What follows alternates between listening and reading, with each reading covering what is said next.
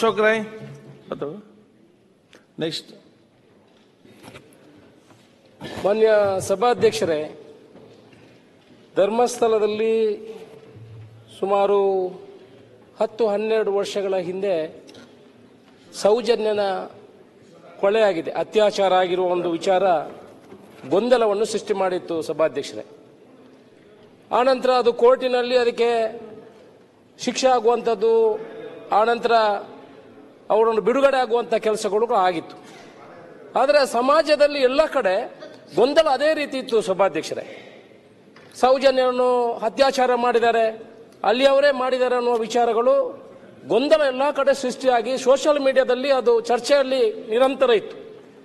ಈಗ ನಡೀತಿರುವಂತಹ ಕೇಸು ಸುಮಾರು 10-18 ದಿವಸದಿಂದ SITಗೆ ಈ ವಿಚಾರವನ್ನು ನಮ್ಮ ಸರ್ಕಾರ ಕೊಟ್ಟಿದೆ ಸಭಾಧ್ಯಕ್ಷರೇ. ಇದನ್ನು ಪೂರ್ತಿ ಧರ್ಮಸ್ಥಳದ ಆಡಳಿತದವರು ಕೂಡ ಇದನ್ನು ಸ್ವಾಗತ ಮಾಡಿದ್ದಾರೆ. ಎಲ್ಲರೂ ಕೂಡ ಯಾರು ಇದನ್ನು ವಿರೋಧ ಮಾಡ್ತಾ ಇದ್ರು, ಪರ ಇದ್ರು, ಎಲ್ಲರೂ ಕೂಡ SITಯನ್ನು ಸ್ವಾಗತ ಮಾಡಿದ್ದಾರೆ. ಇದು ಸರ್ಕಾರದ ಒಂದು ಒಳ್ಳೆಯ ಕೆಲಸ ಅಂತ ನಾನು ಹೇಳಲಿಕ್ಕೆ ಇಚ್ಛೆ ಪಡ್ತೀನಿ. ಇವತ್ತು ಮುಖ್ಯಮಂತ್ರಿಗಳು, ಉಪಮುಖ್ಯಮಂತ್ರಿಗಳು, ನಮ್ಮ ಗೃಹ ಸಚಿವರು ಈ ನಿರ್ಧಾರ ನಿಜವಾಗ್ಲೂ ಅದು ಒಳ್ಳೆಯದು. ಇದನ್ನು ಧರ್ಮಸ್ಥಳದವರು ಕೂಡ ಸ್ವಾಗತ ಮಾಡೋದು ಎಲ್ರಿಗೂ ಗೊತ್ತಿದೆ. ಇದರಿಂದ ಏನಾಗಿದೆ ಅಂತ ಹೇಳಿದ್ರೆ, ಈ ಸಮಾಜದಲ್ಲಿ ಏನು ಗೊಂದಲ ಇತ್ತು ಧರ್ಮಸ್ಥಳದ ಬಗ್ಗೆ, ಇಡೀ ರಾಜ್ಯದಲ್ಲಿ ವಿಶ್ವದಲ್ಲಿ ಕೂಡ ಭಕ್ತಾದಿಗಳು ಇದ್ದಾರೆ. ಅವರ ಮನಸ್ಸಿನಲ್ಲಿ ಒಂದು ಗೊಂದಲ ಇತ್ತು. ಆ ಗೊಂದಲಕ್ಕೆ ಇವತ್ತು ತೆರೆ ಎಳೆಯುವಂತಹ ಕೆಲಸ ಬಹುಶಃ ಸರ್ಕಾರ ಮಾಡಿದೆ. ಸರ್ಕಾರ ತಗೊಂಡಿರುವಂತಹ ಒಂದು ಒಳ್ಳೆ ನಿರ್ಧಾರ ಸಭಾಧ್ಯಕ್ಷರೇ. ಆದ್ರೆ ನನ್ನ ಒಂದು ವಿಚಾರ ಏನಂತ ಹೇಳಿದ್ರೆ, ನಾನು ಕೂಡ ಪಕ್ಕದ ನಮ್ಮ ವಿಧಾನಸಭಾ ಕಾನ್ಸ್ಟಿಟ್ಯೂನ್ಸಿ ಇರುವುದು ನನ್ನ ಪಕ್ಕದಲ್ಲಿ ಸಭಾಧ್ಯಕ್ಷರೇ. ಇದರಲ್ಲಿ ರಾಜಕೀಯ ಮಾಡುವುದು ಒಳ್ಳೆಯದಲ್ಲ. ಅಧಿಕಾರದಲ್ಲಿರುವ ಕಾಂಗ್ರೆಸ್ ಪಕ್ಷ, ನಮ್ಮ ಪಕ್ಷ ಕೂಡ ಧರ್ಮಸ್ಥಳದ ವಿರೋಧ ಇಲ್ಲ.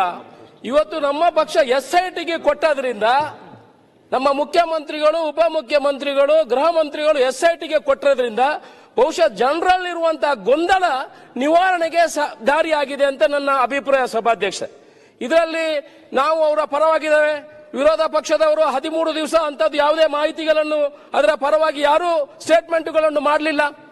13 ದಿವಸ ನಂತರ ಅದರಲ್ಲಿ ಜನರ ಪರ ವಿರೋಧವನ್ನು ನೋಡಿಕೊಂಡು ಆನಂತರ ಒಂದು ಪರವಾಗಿ ತಗೊಳ್ಳುವುದಂತಲ್ಲ, ನಮ್ಮ ಸರ್ಕಾರ ಕೂಡ ಅದರ ವಿರೋಧವಾಗಿಲ್ಲ. ನಾವು SIT ಕೊಟ್ಟಿರೋದ್ರಿಂದ ಇಡೀ ಧರ್ಮಸ್ಥಳದ ಭಕ್ತಾದಿಗಳು ಯಾರಿದ್ದಾರೆ ಅವರ ಗೊಂದಲಕ್ಕೆ ತೆರೆ ಎಳೆಯುವಂತಹ ಕೆಲಸವನ್ನು ಬಹುಶಃ ನಮ್ಮ ಸರ್ಕಾರ ಮಾಡಿದೆ. ಇದು ಒಳ್ಳೆಯ ಕೆಲಸ. ಆದರೆ ಮುಂದಿನ ದಿವಸಗಳಲ್ಲಿ ಇನ್ನು ಅಲ್ಲಿ ಆಗಿಬೇಕು, ಇಲ್ಲಿ ಆಗಿಬೇಕು, ಇನ್ನೊಂದು ಈಗ ಒಂದು ಹಂತದ ಮಾಹಿತಿ ಬಂದಿದೆ, ಒಂದು ಹಂತದ ರಿಪೋರ್ಟ್ ನಮಗೆ ಬಂದಿದೆ. ಅದರಿಂದ ಮುಂದಿನ ಹಂತದಲ್ಲಿ ಇದಕ್ಕೆ ಯಾವ ರೀತಿ ಕಾನೂನಿನ ಪ್ರಕಾರ ಯಾವುದೇ ಕ್ರಮಗಳನ್ನು ಕೈಗೊಳ್ಳಬೇಕು ಅದನ್ನು ಮಾನ್ಯ ಮುಖ್ಯಮಂತ್ರಿಗಳು, ನಮ್ಮ ಉಪಮುಖ್ಯಮಂತ್ರಿಗಳು ಮೊದಲ ದಿವಸವನ್ನು ಹೇಳಿದ್ದಾರೆ. ನಾವು ಧರ್ಮಸ್ಥಳದ ಪರವಾಗಿದ್ದೇವೆ, ನಾವು ಹಿಂದೂ ಧರ್ಮದ ಪರವಾಗಿದ್ದೇವೆ, ನಾವು ಅದರ ವಿರೋಧಿಗಳಲ್ಲ, ನಾನೆಲ್ಲ ಭಕ್ತ ಆಗಿದ್ದೇನೆ. ಅದರಿಂದ ನಾವು ಸರ್ಕಾರ ಯಾವುದೇ ಧರ್ಮದ ವಿರೋಧಗಳಲ್ಲ, ಅಂತ ಕ್ಷೇತ್ರವನ್ನು ಕೂಡ ಉಳಿಸುವಂತಹ ಕೆಲಸವನ್ನು ಸರ್ಕಾರ ಮಾಡ್ತದೆ. ಜೊತೆಯಲ್ಲಿ ಆ ಧರ್ಮಸ್ಥಳ ಕ್ಷೇತ್ರ ಬರೀ ಧರ್ಮದ ಕ್ಷೇತ್ರ ಮಾತ್ರ ಅಲ್ಲ ಸಭಾಧ್ಯಕ್ಷರೇ, ಇಡೀ ದಕ್ಷಿಣ ಕನ್ನಡ ಜಿಲ್ಲೆಗೆ ಅದೊಂದು ಟೆಂಪಲ್ ಟೂರಿಸಂ ಕೂಡ ಅದು ಸಾಕ್ಷಿಯಾಗಿದೆ. ಅದರಿಂದ ಸರ್ಕಾರ ಇದರ ಪರವಾಗಿದೆ. ಇದರ ಪರವಾಗಿ ಏನೇನು ಕಾನೂನು ಪ್ರಕಾರವಾಗಿ ಕ್ರಮವನ್ನು ತಗೊಳ್ಬೇಕಾ ಅದನ್ನು ಮಾಡುವಂತಹ ಕೆಲಸವನ್ನು ಮಾಡ್ತದೆ ಅನ್ನುವ ವಿಚಾರಗಳನ್ನು ಈ ಇಡೀ ರಾಜ್ಯಕ್ಕೆ ತಿಳಿಸುತ್ತಾ ಅವಕಾಶಕ್ಕೆ ವಂದನೆಗಳು. ಸುರೇಶ್ ನೆಕ್ಸ್ಟ್.